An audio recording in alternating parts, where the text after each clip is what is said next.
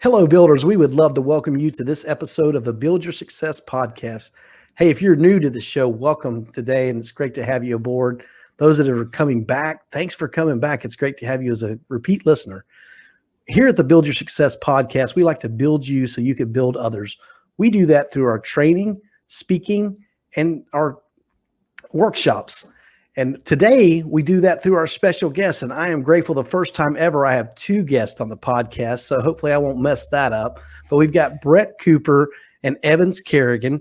Brett and Evans are both dads, they're husbands, they're business partners. Brett lives in Northern California and Evans lives in New Jersey. So they're pretty far apart as far as real estate goes, but they work together really well here for the past 20 years, and they share a passion for helping others.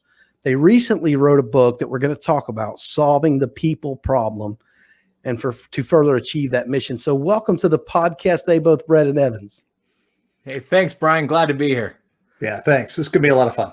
Yeah, I'm so excited. You know, we did a little pre-show prep, and I think we've got some great content here today. So that I'm excited about that. If you don't mind, tell our audience a little bit more about yourselves. Evans, if you would go first about telling your more about you, and then Brett, if you'll follow up with that. Sure. So I'm a little bit longer in the tooth. I'm been around for a long time. Started in the U.S. Air Force and then worked in several industries, handling leadership development, organizational development, continuous improvement. Been consulting for about 20 years, really starting in the continuous improvement field. And that's where Brett and I met about 20 years ago, started working together. And we have transitioned back to actually trying to handle a bigger process than any of our work processes. It's actually the process of how we communicate and work with one another in the most effective way. Yeah, Brian, and I'm Brett Cooper, co-founder of Integris Performance Advisors, co-author with Evans of Solving the People Problem. And yeah, I'd say I got into the kind of the leadership and the teamwork space from a direct route from financial advising to then going to work at American Express, getting in the internet world in a startup for a couple of years, and then going directly through process improvement consulting to get to leadership and teamwork. So I have a little bit of insight into why these topics that we write about and things we're going to talk about today, why they are so critical, and they're oftentimes overlooked in some of these other spaces and other industries. Well, I'm excited to have both of you. It's neat to have two partners that work together and create benefits for other people and value for others. So thanks for coming today. I'm going to start it off the way we start all of our podcasts off. I'll start with Brett. Brett, what does leadership and being a leader mean to Brett? So I can put it out there as one word. And I don't know if any of your other guests have said it quite this way, but that one word for me is service. This is something that really I've learned over time. In my first leadership role, I wasn't thinking service. In my first leadership role, I was thinking I got to direct people. I need to be the boss. And really the thing that I've learned is that leadership is all about serving others. You know, if you are a great leader, you're going to look behind you and you're going to see people following you. And your greatest job is to help them be successful. Because if you are leading a team, you're not going to be judged on your own individual success. You're going to be judged on the success of what that team is able to do. So if you as the leader can be in service to those other people that are on your team, if you can make them great, if you can make them effective and productive and engaged in the work that they're doing, you're going to get all the success in the world. So for me, leadership is about service. I hear that, Brett. That's great. And I'm actually hearing empower and equip team members and serving them and help them to gain what they need to be successful. So Evans, let's hear from you. What does leadership mean to you? Boy, it's really hard to follow up on service, but I will give a different word just to keep it fun.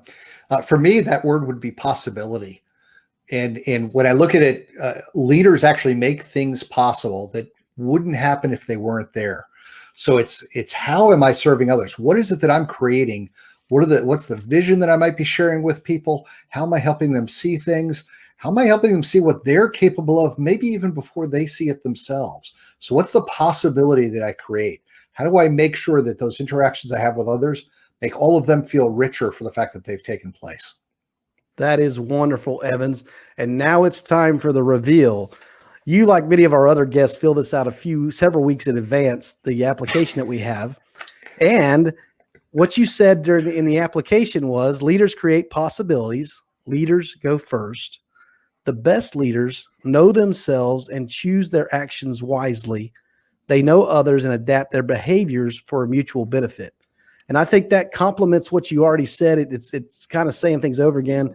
Love that. I love the fact of the behaviors of mutual benefit. So, and I wanted to I just heard a jet go by because we have Sun and Fun here in Lakeland, Florida, that flies right over our office. But Evans, I did want to thank you for your service to our country. Thanks for that. Thank you. But great. Those were great answers to what leadership means to you. And Brett, we have heard service before. I think a lot of it's so important that a lot of leaders, define leadership as service, because that's basically what we're doing. We're helping our team members be successful, because when they're successful, we're successful. And so that's wonderful. The other thing that you have in your application here that I want to talk about is the power of emotional intelligence. And you're looking at a construction worker. The first time I went to a seminar, probably 10 years ago, and I heard emotional intelligence, I went, oh no, they're going to talk to us about emotions. Because, I've been doing this for 26 years now. They used to tell us to leave our emotions at home. They said a lot of other dumb things too. They used to tell us, they only need us from our shoulders down. They used to say, hey, I tore that guy up one side and down the other. Who wants the person working for you it's just been tore up one side and down the other? So we made a lot of mistakes back then. So now I have learned, and I've actually adopted into this emotional intelligence. But for some of the listeners that don't know what that is, tell us what that is. Yeah, Brian, I'll emphasize for you and for your listeners that we're not talking about being emotional. That's not at all what this is about. It actually, it's rooted back into brain chemistry. And our brain works in kind of two ways. We have an emotional component and we have a rational thought component in our brains. And so emotional intelligence really is that connection to, do you understand and can you manage the automatic thoughts that you have, the natural preferences you have in how you communicate, versus when you have time to think things through, that's your rational thought. And if you think about emotional intelligence, some of it kind of connects back up with some of that fight or flight kind of element of humankind that was really, really helpful back when we're in caveman days. And, if I'm getting chased by a saber-toothed tiger, I don't want to have to think about it. I want to be able to just react and go. Our societies, our work structures have evolved a great deal since then.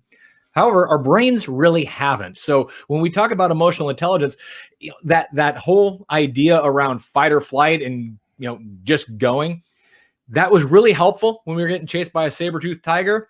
Yeah, when you're in a boardroom or you're in a meeting space with your team members, or you're out on the construction site and you get in an argument or a discussion with someone you're working with, yeah, that's not the best time to have that kind of quick, immediate reaction.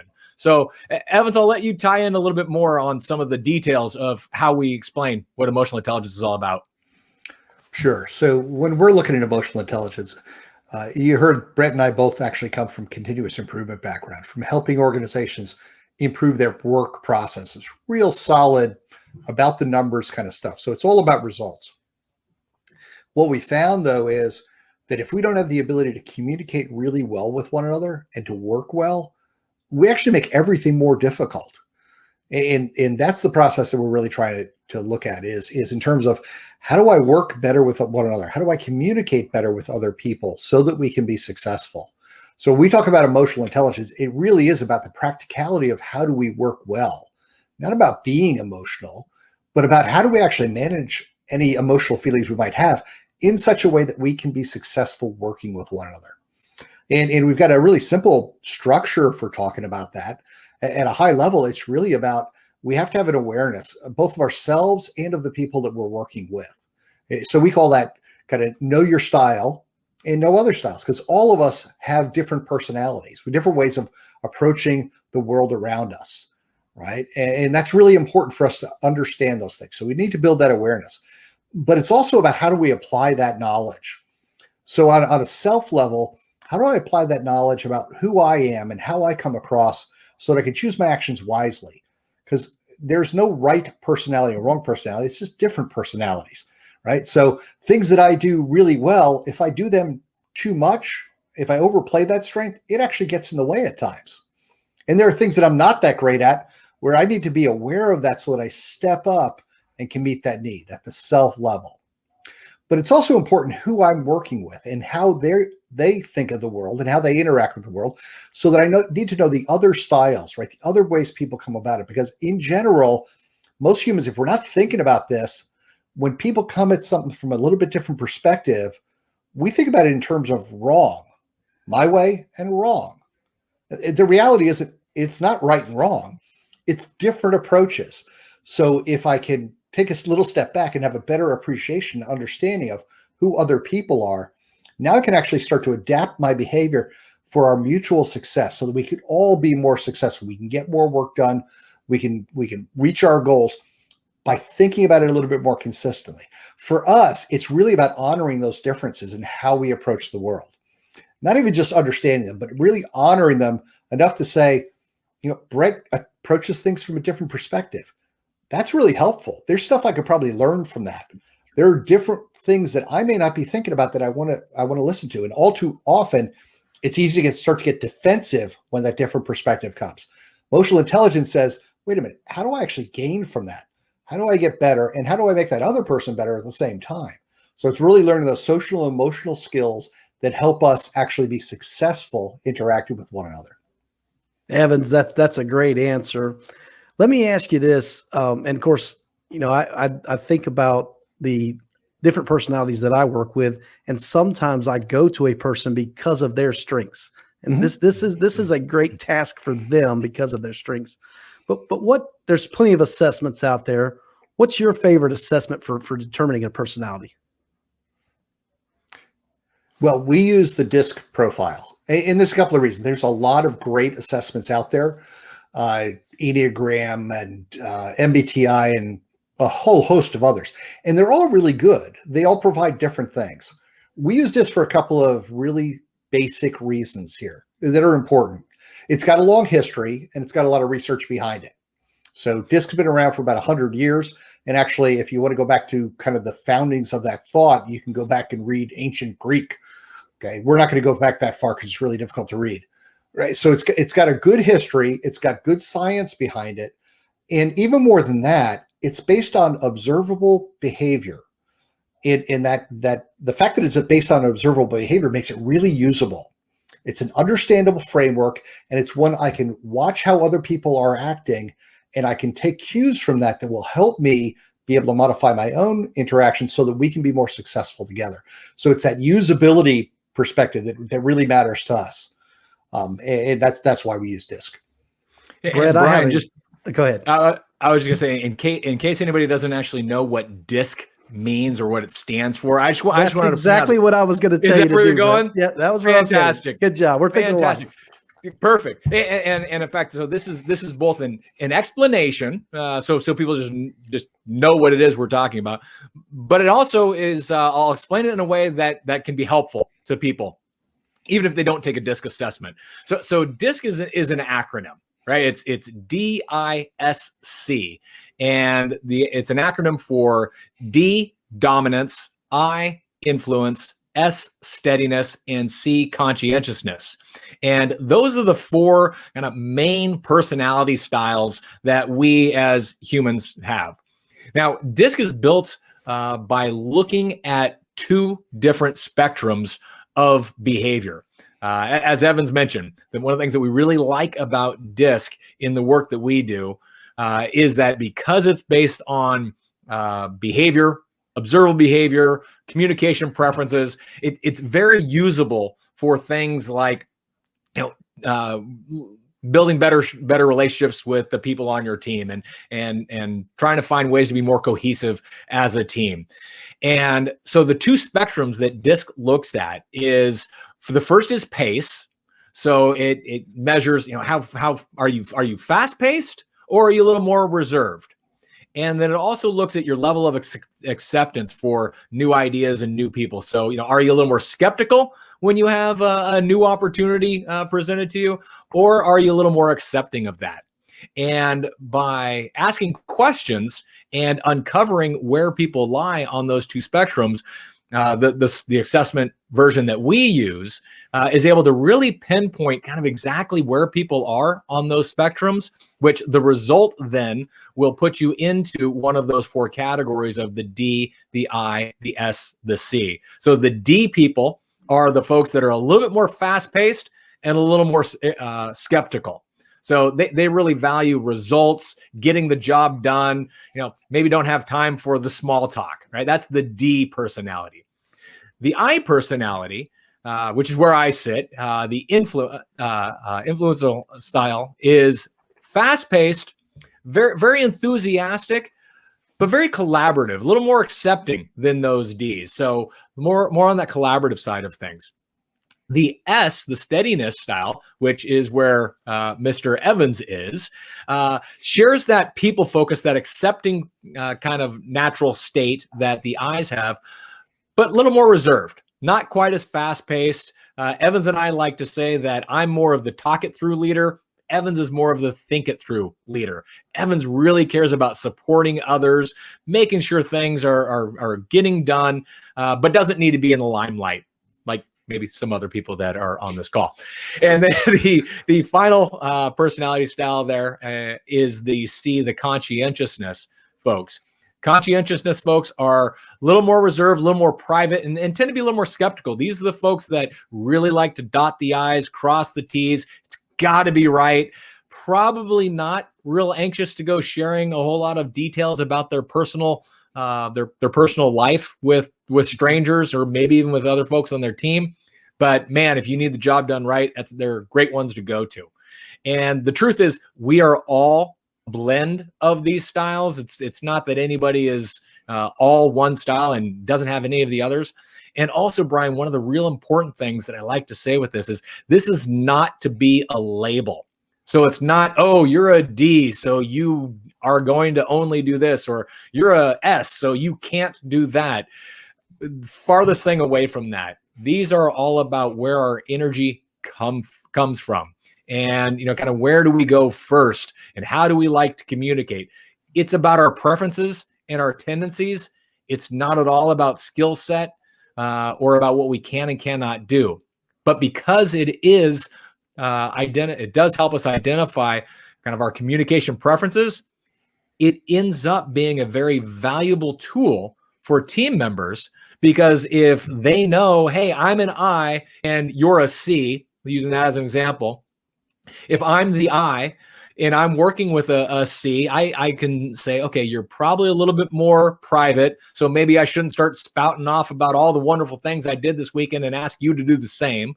And they're probably a little more detail oriented, so rather than just focusing on big picture, maybe I need to get a little bit more in the weeds than I otherwise would. And doing that then allows me to be more effective in how I communicate with that individual. And so the model that Evans shared, the know your own style and know other people's style, DISC gives us a language in which to do that, which then allows us to have that platform to be just more effective as we interact with anybody we come across. That is a great explanation of DISC. And you were thinking the same thing I was, for listeners that are not aware with it. As long as it's been around, there's still people that have never heard of it. So thanks for doing that for us. I happen to be a DI or an ID, depending on the environment. And the first training I got, the guy said, the best day in a D's life is the day he finds out there's a God and it's not him. And that kind of hit home a little bit. So let's talk about, you guys do this training and you use these DISC assessments and you increase productivity through Evans talked about being aware of others and just knowing how to relate, to understand one thing to one person. There's even keywords that set people off. You say the wrong keyword, man, and now you just set them on fire and you didn't even mean to do it. Yep. So Evans, if you will, tell us how you use the number one, the assessments, but then how to make this company or organization, or maybe the individual, a more productive person. So there's a lot of different ways in which this can actually kind of roll out. One of the big things I think for people is actually, as they start to get an awareness of themselves, they start to realize that they are not the complete answer, right? It's all of us have a little bit of weakness in ourselves as well. And it is, as Brett said, we're all a little bit of all four styles. Those four styles are all absolutely valuable. And where you are, whatever your style is, that is the right style for you. But there's actually no right style and wrong style. It's we need all of this stuff together. So it's actually starting to break down those barriers to say, all too often when I took a different approach as something that was wrong, I actually need to slow down a little bit. I need to look at that in a different way. And I'll give you an example of what this means from a productivity standpoint. We had a client that we went to work with. They had actually started a lean implementation in their organization about 2 years prior. We did not get that contract.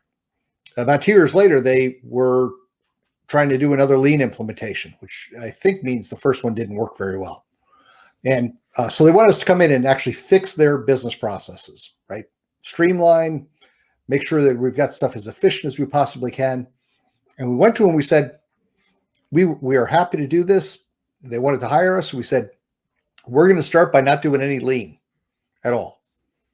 We're going to start by actually taking it back to this basic stuff. How do we know each other, right? How can we communicate with one another? Now, one of the people at the top of that organization was out of one of the big accounting firms, longtime consultant who is now in this organization. And she called me up about 6 months, 7 months into this thing and said, "Hey, Evans, we got a problem." I was a little bit worried. We were a pretty new firm at that point. And she said, well, here's the problem. I've got a 5-year plan for how we're going to actually get to be a lean organization.